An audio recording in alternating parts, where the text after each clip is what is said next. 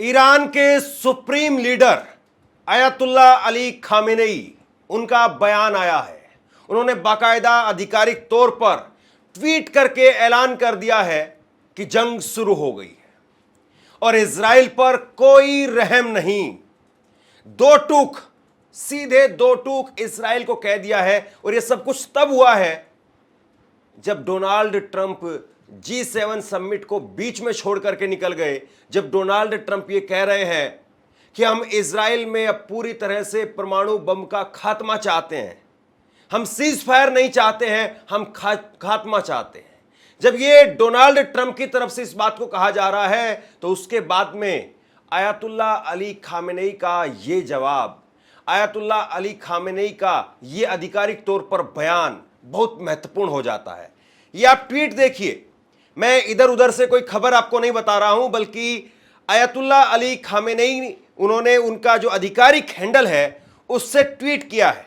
और अयतुल्ला Ali Khamenei ने tweet करके लिखा है कि हम आतंकी यहूदी शासन को कड़ा जवाब देंगे, उन पर कोई दया नहीं दिखाएंगे। इस ऐलान के बाद में ईरान ने इजराइल पर 25 मिसाइलें दागी हैं। और अयतुल्ला अली खामेनेई का यह ट्वीट मंगलवार देर रात का है, जब उन्होंने सीधे तौर पर लिख दिया कि जंग शुरू हुई। बहुत ज्यादा कुछ लिखा नहीं है इस ट्वीट में, एक बार जरा फिर से देखिए। इस ट्वीट में कोई बहुत ज्यादा लाइनिंग नहीं लिखी उन्होंने, कोई बहुत ज्यादा यहां पर कंटेंट उन्होंने नहीं अपनी तरफ से दिया है। उन्होंने सिर्फ और सिर्फ यही कि लिखा है कि जंग शुरू होती है, हम आतंकी यहूदी शासन को कड़ा जवाब देंगे, उन पर कोई दया नहीं दिखाएंगे। इस ऐलान के बाद ईरान ने इजराइल पर 25 मिसाइलें दागी हैं। तो यानी एक तरीके से कल मैंने जो डिटेल में आपको खबर बताई थी, जिसमें यह कहा जा रहा था ईरान की तरफ से कि हमारे पास में 2000 मिसाइल है, अगर 200 मिसाइल भी हम रोजाना दागेंगे तो भी हमारे पास में 100 दिन का कम से कम जखीरा अभी भी है।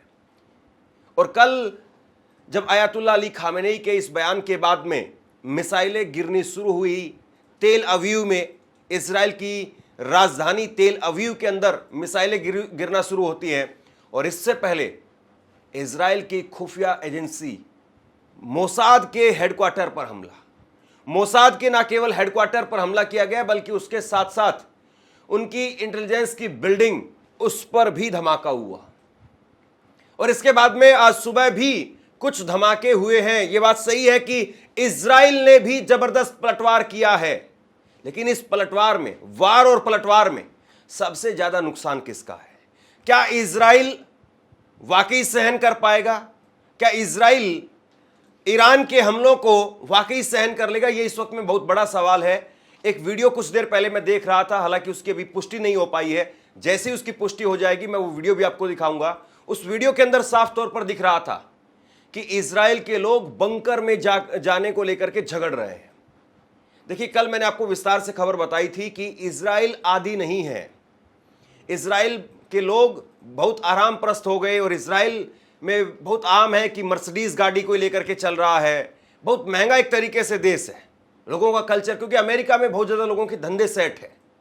अमेरिका में जाकर के धंधा करते हैं, बिजनेस करते हैं वहां पर, तो इन लोगों के पास में पैसा है। लेकिन ये पैसे वाले लोग जख्म बर्दाश्त नहीं कर पाएंगे, ये पैसे वाले लोग चोट बर्दाश्त नहीं कर पाएंगे, ये पैसे वाले लोग ईरान की मिसाइलों को बर्दाश्त नहीं कर पाएंगे। और इसीलिए बंकर में जाने को लेकर के भी इनमें झगड़े हो रहे हैं। अब देखिए, कुछ रिपोर्ट निकल करके सामने आ रही है, हाइपरसोनिक मिसाइल का इस्तेमाल किया है, यह खबर निकल करके सामने आ रही। सबसे पहले आप ये देखिए, हाइपरसोनिक, जिसको फतेह-1 का नाम दिया गया है, हाइपरसोनिक बैलिस्टिक मिसाइल, इसको जून 2023 में डेवलप किया गया। अयतुल्ला अली खामेनेई ने इसका नाम रखा हाइपरसोनिक फतेह-1। रेंज इसकी 1400 किलोमीटर तक की है। वारहेड इसका 350 से 450 किलोग्राम है। स्पीड है 16,000 से 18,500 किलोमीटर प्रति घंटा, यानी एक घंटे में 16,000 किलोमीटर का डिस्टेंस ये तय कर लेती है। मैन्यूरेबल री एंट्री व्हीकल है, ये सेफ्टी सिस्टम को भेदने में काबिल है। पहली बार 1 अक्टूबर 2024 को इसका इस्तेमाल किया गया। अब जरा इस बात को समझिए कि जब कल मोसाद पर पहला हमला हुआ, तो ये पहली बार ऐसा हुआ है तकरीबन अभी हाल के संघर्ष को अगर आप देखें तो मोसाद पर हमला हुआ है और ईरान के लगातार हमलों का जो जवाब इजराइल की तरफ से दिया जा रहा था, उसके बाद में इजराइल जिस तरीके से नुकसान ईरान में पहुंचा रहा है, कहीं ना कहीं एक बड़ा मैसेज ईरान को देना था और ईरान ने सीधे तौर पर मोसाद पर हमला कर दिया। और सबसे बड़ी बात यह है दोस्तों, मोसाद पर हमला हो गया और मोसाद पर जब हमला हुआ तो ईरान का आयरन डोम सिस्टम, उसका डिफेंस सिस्टम मिसाइल को भेद नहीं पाया। क्यों? क्योंकि वो मिसाइल हाइपरसोनिक मिसाइल बताई जा रही है। ये मिसाइल एक ऐसी मिसाइल है जिसको इजराइल की टेक्नोलॉजी वो पकड़ नहीं पा रही है। हाइपरसोनिक मिसाइल पहली बार जो है वो ईरान ने इस फतेह मिसाइल का इस्तेमाल किया है। ईरानी मीडिया में छपी खबरों के मुताबिक ईरान की सैन्य शाखा IRGC यानी इस्लामिक रेवोल्यूशनरी गार्ड क्रोप्स ने बुधवार सुबह इजराइल पर पहली बार फतेह मिसाइल का प्रयोग करने का दावा किया है। IRGC ने कहा कि ईरान का अब इजराइल के आसमान पर कब्जा हो चुका है। तस्नीम मीडिया के मुताबिक IRGC ने कहा है कि फतेह मिसाइलों ने इजराइल के एयर डिफेंस सिस्टम को भेद दिया है और बार बार उनके सुरक्षित ठिकानों को निशाना बनाया है। बयान में यह भी कहा गया है कि यह हमला इजराइल और उनके सहयोगी देशों को ईरान की ताकत का सीधा संदेश है। ईरान ने दावा किया है कि इजराइल इन हमलों से खुद को बचाने में पूरी तरह से असमर्थ है। तो यह अपने आप में जो है बहुत बड़ी बात है कि इजराइल बचा नहीं पा रहा है अपने आप को। वो दुनिया भर में अपनी टेक्नोलॉजी को इस दावे के साथ में भेजता है या बेचता है कि हमारी टेक्नोलॉजी का कोई मुकाबला नहीं है, लेकिन आप देखिए कि उसकी राजधानी पर बम बरस रहे हैं, उसकी राजधानी पर मिसाइलें बरस रही है। और इजराइल की टेक्नोलॉजी, ये डबल नुकसान है। एक नुकसान तो उसको यही है कि इजराइल अपने आप को, अपने नागरिकों को, अपने लोगों को, अपनी बिल्डिंगों को, अपनी इमारतों को नहीं बचा पा रहा है। और दूसरा नुकसान ये है कि कल को वो एक्सपोज हो चुका है, उसकी टेक्नोलॉजी को खरीदने के लिए लोग जो पैसा लुटाते थे वो अब लुटाएंगे नहीं। यानी एक तरीके से इजराइल का आर्थिक नुकसान भी हो रहा है और इस वक्त में जो उसके देश के अंदर हमला हो रहा है उससे भी नुकसान है। इजराइल में मिसाइलों को रोकने वाले एरो इंटरसेप्टर की कमी है। वॉल स्ट्रीट जर्नल की एक रिपोर्ट के मुताबिक इजराइल के पास में अब एरो इंटरसेप्टर मिसाइलों की कमी हो रही है। ये इंटरसेप्टर ईरान जैसी जगहों से आने वाली लंबी दूरी की बैलिस्टिक मिसाइलों को रोकने के लिए अहम माने जाते हैं। रिपोर्ट में एक अमेरिकी अधिकारी के हवाले से कहा गया है कि अमेरिका को इस समस्या की जानकारी कई महीनों से थी। अब वह इजराइल की रक्षा के लिए जमीन, समंदर और हवा से अपनी सैन्य मौजूदगी बढ़ा रहा है। दो बातें हैं यहां पर गौर करने वाली। सबसे बड़ी बात तो यह है कि इजराइल के अंदर जो इंटरसेप्टर है, मतलब वहां से कोई मिसाइल आती है उसको रोकने के लिए इंटरसेप्टर लगाया जाता है, वो इंटरसेप्टर अब खत्म हो रहे हैं उसके पास में। यानी एक तरीके से आप समझिए कि कवच खत्म हो रहा है, कवच टूट रहा है। और जब अगर किसी भी महारथी का, चाहे वो कितना ही बड़ा महारथी क्यों ना हो, अगर उसका कवच टूट जाए, याद करिए कर्ण जो है उसका कवच मांगा गया था, क्योंकि कर्ण को अर्जुन, महाभारत में कहा जाता है कि कर्ण को अर्जुन भी भेद पाने में कामयाब नहीं हो रहे थे और इसीलिए युद्ध में कर्ण को धराशायी करने से पहले उनके कवच और कुंडल मांग लिए गए थे। तो कोई भी महारथी हो, बड़े से बड़ा महारथी हो या बड़े से बड़ा देश हो, अगर वो डिफेंस नहीं कर पा रहा है, अपनी रक्षा नहीं कर पा रहा है, तो चाहे उसके पास में कितनी ही बड़ी टेक्नोलॉजी हो, चाहे वो उसके पास में हथियारों का जखीरा कितना ही शानदार क्यों ना हो, क्योंकि अगर आप बचाव नहीं कर पाएंगे तो अगली मिसाइल आपके हथियारों के जखीरे पर आकर के लगेगी और आपके ही हथियारों से आपको ही निस्ते नाबूद कर दिया जाएगा। ये इतनी सीधी सी बात है। और इजराइल इस वक्त में इसी समस्या से जूझ रहा है। इजराइल के अंदर इंटरसेप्टर खत्म हो रहे हैं और ये वॉल स्ट्रीट जर्नल की एक बड़ी रिपोर्ट है जिस पर आप भरोसा कर सकते हैं, विश्वास कर सकते हैं। और इसीलिए अब दूसरी बड़ी चिंता वो अमेरिका को हो रही है।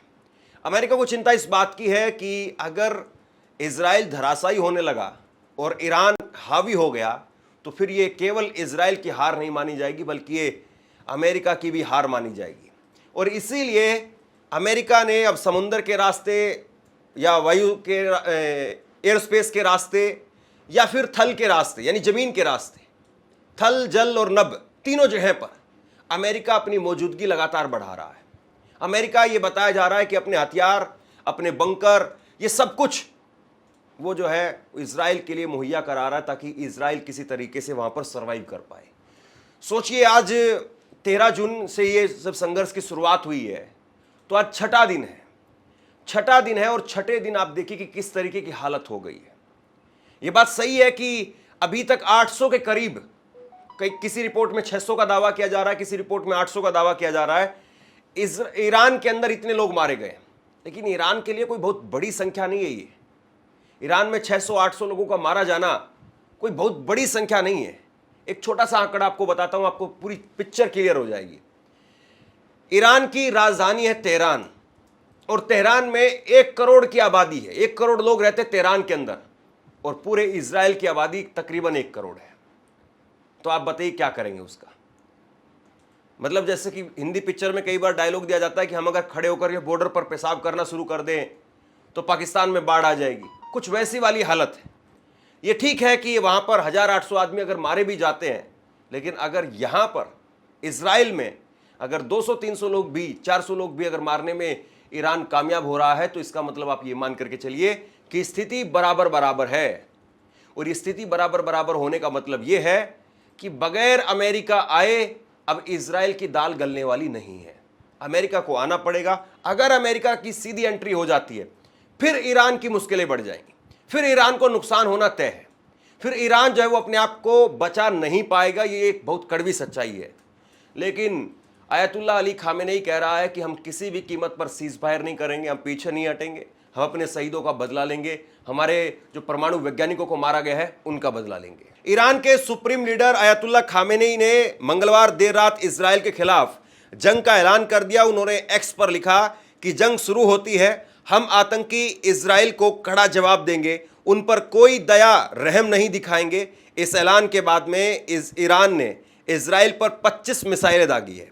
ईरानी मीडिया में छपी खबरों के मुताबिक ईरान की सैन्य शाखा IRGC यानी इस्लामिक रेवोल्यूशनरी गार्ड क्रोप्स ने कहा कि बुधवार सुबह इजराइल पर फतेह मिसाइल से हमला किया गया। यह पहली बार है जब इस जंग में फतेह 1 का इस्तेमाल किया गया है। फतेह मिसाइल हाइपरसोनिक है, यानी यह आवाज की गति से 5 गुना तेज उड़ती है। IRGC ने कहा कि फतेह मिसाइलों ने इजराइल के एयर डिफेंस सिस्टम को भेद दिया है और बार बार उनके सुरक्षित ठिकानों को निशाना बनाया है। हालांकि इससे इजराइल को कितना नुकसान पहुंचा है इसकी कोई सूचना नहीं है। इस बीच में वॉशिंगटन स्थित एक ह्यूमन राइट्स ग्रुप ने दावा किया है कि ईरान में मौत का आंकड़ा 585 हो चुका है, जबकि 1326 लोग घायल हुए हैं। ईरान की सरकार अब तक मौतों की पूरी जानकारी साझा नहीं की है। आखिरी बार ईरान ने सोमवार को हताहतों की जानकारी शेयर की थी। सरकार के मुताबिक इस लड़ाई में 224 ईरानी मारे गए हैं, जबकि 1277 घायल हुए हैं।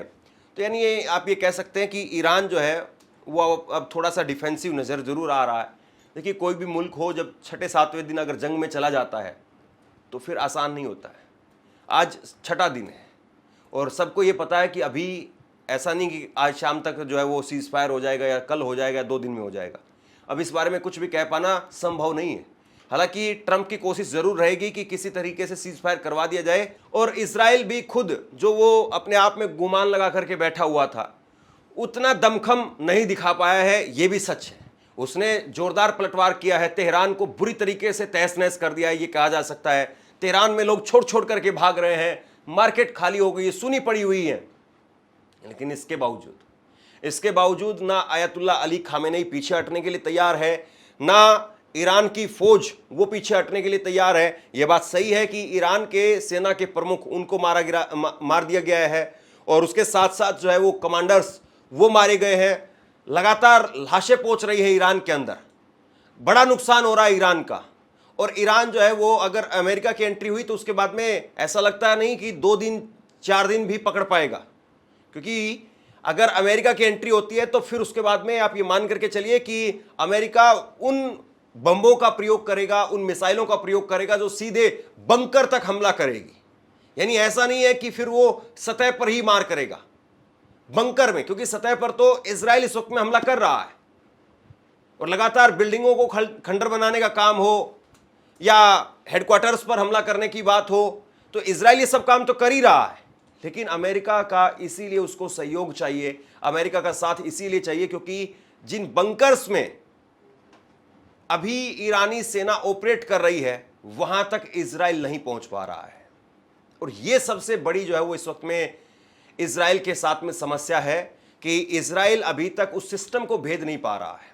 और दूसरी तरफ हाइपरसोनिक मिसाइल उसका प्रयोग होने लगा है।